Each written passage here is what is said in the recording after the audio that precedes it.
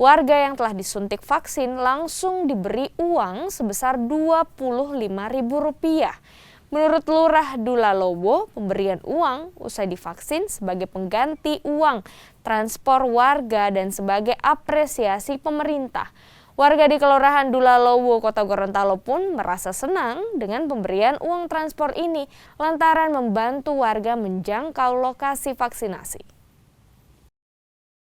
Alhamdulillah ini kan upaya pemerintah ini untuk bukan saja merangsang, tapi kasihan masyarakat kita ini kan umumnya juga orang-orang yang apalagi di jam-jam sibuk begini ada masyarakat yang misalnya tukang bentor, dia mencari nafkah kemudian berjam-jam nungguin di sini. Alhamdulillah kan dapat ini untuk pengganti ini. Saya sebenarnya tidak berharap seperti itu, tapi tujuannya agar masyarakat yang datang dari jauh sudah memvaksin dan membantu pemerintah untuk menyelesaikan masalah vaksinasi dan corona ini.